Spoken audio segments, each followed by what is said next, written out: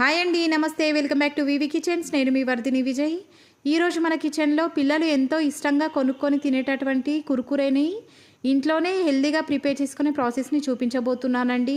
ఇంట్లోనే ఉన్న ఇంగ్రీడియంట్స్తో ఈ కుర్కురేని చాలా ఈజీగా, చాలా సింపుల్గా, చాలా తక్కువ టైంలో ప్రిపేర్ చేసుకోవచ్చు. ఇలా కనుక మనం కుర్కురేను ఇంట్లోనే ప్రిపేర్ చేసామంటే బయట నుంచి వాళ్ళు కొనుక్కొని తినాల్సిన అవసరం లేకుండా హెల్దీ అండ్ హైజీన్గా ఇంట్లోనే ప్రిపేర్ చేసుకొని తినేయొచ్చండి.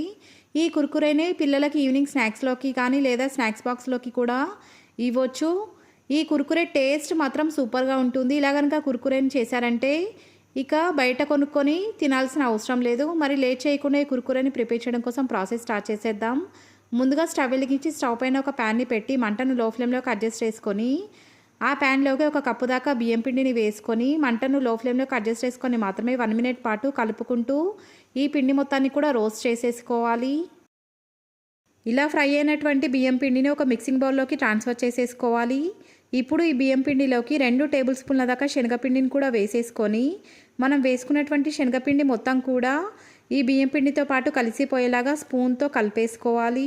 బియ్యం పిండి ఇంకా శనగపిండి రెండు కూడా ఒకదానితో మరొకటి బాగా కలిసిపోయిన తర్వాత ఇప్పుడు ఈ పిండిలోకి 1/2 టీ స్పూన్ దాకా ఉప్పును కూడా వేసేసుకొని ఉప్పు మొత్తాన్ని కూడా ఈ పిండితో పాటు కలిసేలాగా మరొకసారి అడుగు నుంచి కలిపేసుకున్న తర్వాత ఇందాక మనం పిండిని ఫ్రై చేసుకున్నటువంటి ప్యాన్లోకి ఒక కప్పు దాకా మంచినీళ్ళను వేసుకొని మంచినీళ్ళు మొత్తాన్ని కూడా రోలింగ్ బాయిలింగ్ అయ్యేంత వరకు కూడా మరిగించుకోవాలి. 1 కప్పు పిండికి 1 కప్పు వాటర్ అయితే పర్ఫెక్ట్ కొలత సరిపోతాయి. మనం వేసుకున్నటువంటి వాటర్ మొత్తం కూడా రోలింగ్ బాయిలింగ్ అయిన తర్వాత మంటను లో ఫ్లేమ్లోకి అడ్జస్ట్ చేసుకొని లేదా స్టవ్ ఆఫ్ చేసేసుకున్న తర్వాత ఇందాక మనం కలిపేసుకున్నటువంటి పిండి మొత్తాన్ని కూడా ఈ వాటర్లోకి వేసేసుకొని ఎలాంటి లమ్స్ ఫామ్ అవ్వకుండా ఈ పిండి మొత్తం కూడా వాటర్తో పాటు కలిసేలాగా కలిపేసుకోవాలి. పిండి మొత్తం కూడా వాటర్తో పాటు కలిసిపోయిన తర్వాత వీడియోలో చూపిస్తున్న కన్సిస్టెన్సీలోకి ఈ పిండి మొత్తం కూడా మారుతుంది.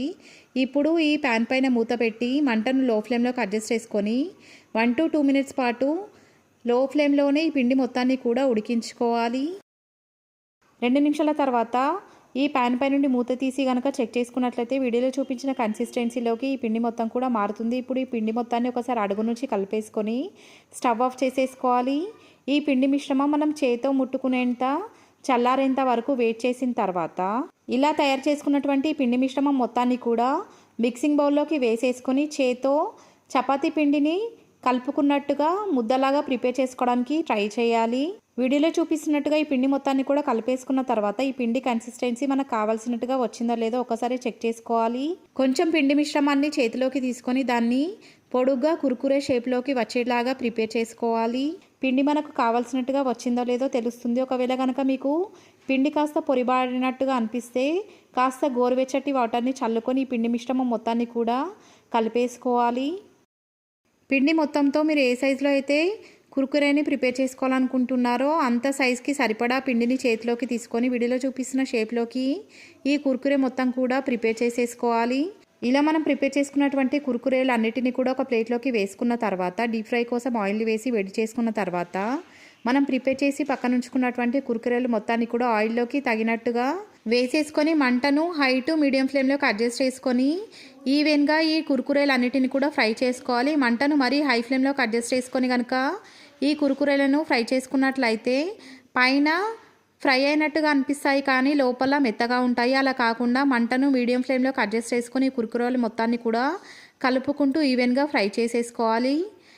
ఈ కుర్కురేలు ఫ్రై అవ్వడానికి 1 to 2 మినిట్స్ వరకు టైం పడుతుంది. అప్పటి వరకు కాస్త ఓపికగా ఈ కుర్కురేలు అన్నిటిని కూడా ఫ్రై చేసేసుకొని ఆయిల్లో నుంచి బయటకు తీసి ఒక టిష్యూ పేపర్లోకి వేసుకున్న తర్వాత ఈ కుర్కురేలు వేడిగా ఉన్నప్పుడు మాత్రమే దీంట్లోకి ఉప్పు, కారాన్ని ఇంకా చాట్ మసాలాని కూడా స్ప్రింకిల్ చేసేసుకొని మనం వేసుకున్నటువంటి ఉప్పు, కారం ఇంకా మసాలా మొత్తం కూడా ఈ కుర్కురేలతో పాటు కలిసేలాగా కలిపేసుకోవాలి. కుర్కురేలు టాస్ చేసుకున్నట్లయితే అడుగున ఉన్న మసాలా మొత్తం కూడా ఈ కుర్కురేలకు బాగా పట్టుకుంటుంది.